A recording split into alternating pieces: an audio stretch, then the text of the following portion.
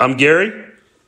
And this is Austin. And we are Midwest Mics coming back at you live with another episode of our weekly sports podcast.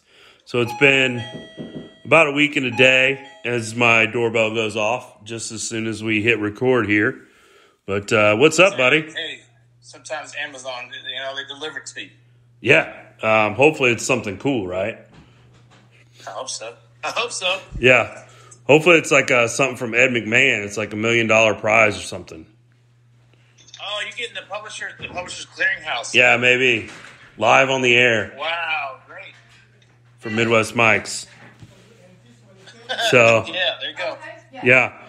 Anyway, so what's been up, man? How was your week? Week was good. Busy at work. As some of y'all know, I'm in the restaurant biz. Yeah, busy. Everything's back to 100%. I mean, our only problem is just trying to hire more people, which actually is kind of it's not a great problem, but the problem is that it's like we're getting busier, so we need to have more people, which is a good thing. Not that we're getting slower not to like let people off or cut people's hours and stuff like that. So that part is nice. But the week's good. Enjoyed. We'll talk about it. But I actually, as far as like, I was working, but we were kind of slow, so I got to watch a lot of the All-Star game. I think that's the best. The MLB All-Star game is the best one, actually.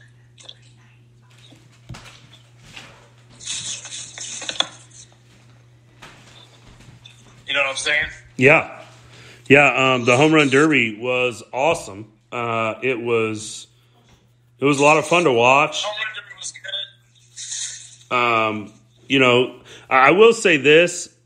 I was not as outraged as some others were about how they interviewed, somebody during Salvi's Turn It Back, because they did that to other guys too.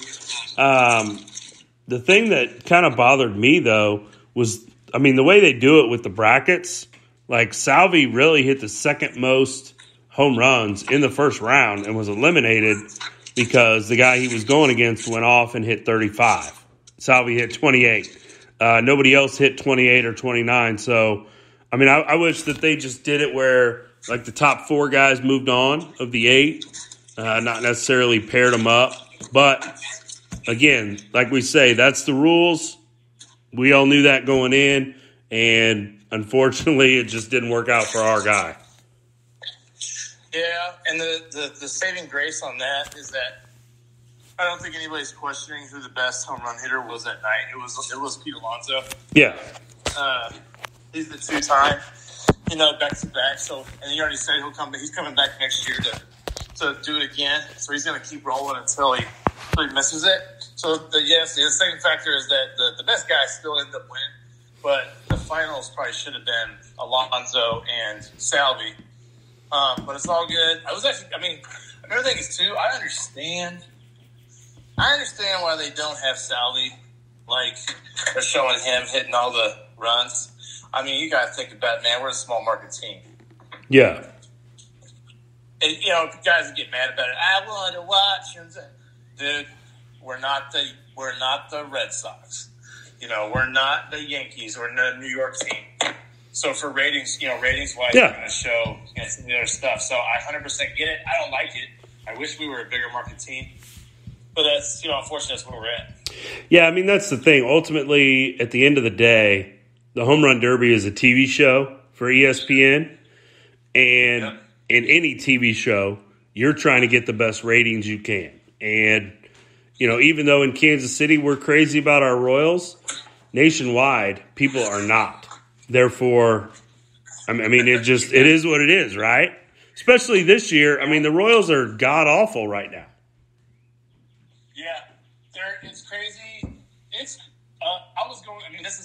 is the same subject, but we're at the point where I look at the records and I'm like, wait a minute, there's teams that are worse than us.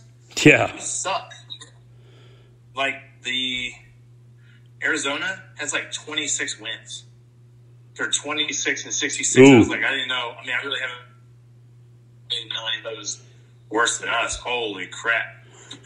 Yeah. Like, that's so bad. That's really bad. Like, here's the deal, man. I mean, we'll be a small market team until we spend that money, I think. I mean, the deal is, like, you look at the teams that I was sitting there, we were going through the records and then salary at work the other night, and there's some outliers like Oakland and Tampa Bay, which just have phenomenal front offices and phenomenal managers. Florida pretty good, but like most of the time, you need to be spending in that middle range to have like guys on your team, like a good combo of the draft picks and the free agents. And as of right now, we're in this weird zone where we're not like a super cheap team, but we ain't spending money on it. Like, we're not spending money on anybody that's great. So it's like we're spending money on a bunch of like really mediocre dudes, which is super weird. Yeah, exactly. So I don't know. I'm really worried about my Royals bet. I don't have the numbers in front of me on how many more games I need. I've kind of almost stopped tracking it so that it's not on my mind every day. Plus, with no games this week, I haven't really looked at it, but I know that I'm in trouble. I'm going to need them. Unfortunately, I mean, dude, it's crazy, man. The swing was crazy. Yeah. After April, I thought it was like done deal. And then May and June happened, and we've been terrible. Man. Yeah. I don't know what it is. I don't know if it's guys they didn't know our pitchers, and so they're catching up on the film, or like, the data and stuff like that, like the data or whatever. Yeah. But, a lot of times a guy will come in, and there's not much, if there's not much on him, he could be really hot because they don't know his stuff yet. Even hitters are the same way. And, so maybe that's another thing, just catching up with us. Mm-hmm. So, I don't know. It sucks. Yeah. And I think, what do you think about Dayton Moore? You think his job is safe?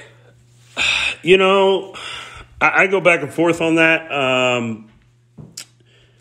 I don't think that we can fire him just because, I don't know if the owner's telling him, like, hey, here's your allotment, Another thing, COVID hurt, I think, our small market team more than big market teams because of the revenue at the stadium. Because here in Kansas City, we do go to the K and support the Royals even when they're bad. So even in a COVID year where they didn't get any of that revenue, maybe the owner told him, like, hey, you got to cut it, $15,000 or something next year to stay under this number. And so maybe Dayton Moore's just playing with the hand he was dealt. We don't know that. And so now if the owner told him, hey, I don't care what it costs, put together the best baseball team you can, and this is the product he put out, then yes, he should be fired. But if the owner gave him a number to stay under and he did that, then he should keep his job, and he should fight for more money next year. Yeah, I mean, it's just, I know what you're saying. I'm like, I feel like lately, the reason I'm off on Moore a little bit is I saw a guy, like, they graded his draft picks, and like since he had that run where he got all those boys like Moose and Gordo and Hosmer and all those guys, like, that was a great run for him. Mm-hmm. It's a few years after that, like, his draft picks have not worked out, like, at all. So now that is true. We're gonna see what some of the guys we're putting in this year, like a Singer who's all over the. I like him, but he's all over the place. Keller, all over, like, either horrible or great. And I don't know if that's coach. It's like a weird dynamic because you don't know if it's coaching. It's so hard. You almost have to think sometimes that the GM and manager, it almost goes hand in hand, unless you, like, for sure, like, the GM spending. You know what I mean? Like, say the ownership is spending $200 million, and then you can see obvious, like, mismanagement of the team. Mm-hmm. But I will say this, man. Like, I do know, I don't like the Cardinals, and this, Matheny, how do you say his name? He managed the Cardinals a while ago, and like the few Cardinals fans I do know said we would hate him. He said because he doesn't know how to manage a young talent. Yeah, like you give him a group of veteran boys, like he's good because they most likely they tell him how they're feeling. But like the young guys are always like they always say they're feeling good, and so he just didn't. But that I didn't know because Cardinal fans are just disillusioned with how good their team is. So that's why I was like, I don't even know. But I think Dayton Moore's job is safe.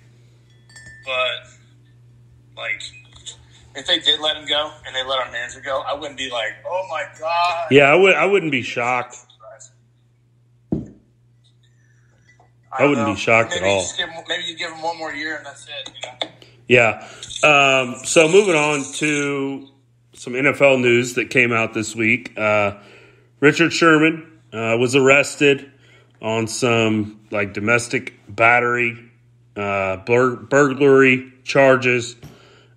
He is not, as we record this Friday morning, he's awaiting to see a judge, from my understanding, and he can't be formally charged until he is before a judge in the county where he was arrested. Kind of part of the story that I'm seeing is his wife called. He was drunk and threatening suicide.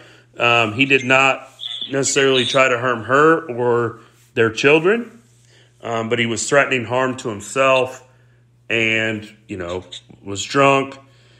You and I think, are kind of on the same page about this. Like, let's wait for all the facts to come out before we rush to judgment. I will say that if that's how Richard Sherman is feeling, like maybe he is a little down, he didn't get picked up by an NFL team, he's not the player he once was. Some of these guys really put a lot of stock in, I'm a football player, I don't know what else I'm going to do. And so I hope he gets the help he needs. I don't know. I don't want to speak too much for you, but where are you at on this? No, I think that's where I'm at. Like you said, we got to get to more of the details. There's some kind of hit and run thing I think that's involved in it too. So we got to figure, we got to see what that is. Some kind of hit and run. But the hit and run thing, I think, is he crashed his car and then maybe he ran away or something. I don't know. Did you see that part? I didn't see a lot of details about it. I saw it mentioned in a couple of tweets, but I don't know a lot about it. So it's something like that. And then I think the guy basically, and I agree, man, I think he had nothing else. He is a smart guy. He went to Stanford. He's not stupid. I think he might have thought he still had, hey, I still got another, 5 years left. I'm like a top corner where everybody, everybody really kind of knew that he was not a top corner, right? Yeah. He's a cover three. He's one side, which is, hey, no disrespect, right? But everybody kind of knew, man, you're not Gilmore, you're not Jalen Ramsey. I wouldn't even have him up there with Marcus Peters. He's, he was really, really good and maybe one of the best for a couple years, and then it's a no go, right? Yeah. So, like you said, man, I think he had a lot of stock in himself being a football player for another few years, and now he's this is a guess, but he's depressed about what am I doing? Where I'm dang, there's a lot of players that you see all this, you see stories now where it's a lot of guys are I'm investing in this company, or I really learned a lesson from the past guys and I'm in it. And you always kind of forget about some of these guys that you think have that going on that don't. Mm-hmm. Yeah, absolutely. You know what I mean? Yeah, so I'm gonna, I'm definitely not judging Richard Sherman. Like I said, if he is feeling that way, I hope he gets the help he needs. But I'm gonna wait until all the facts come out before I, necessarily just say oh well, he was beating his wife, so go to jail, dude. I don't know that. I mean, I'm laughing. I don't know why I laughed at that. But you know what? I laughed at that because the same guys say that are the guys that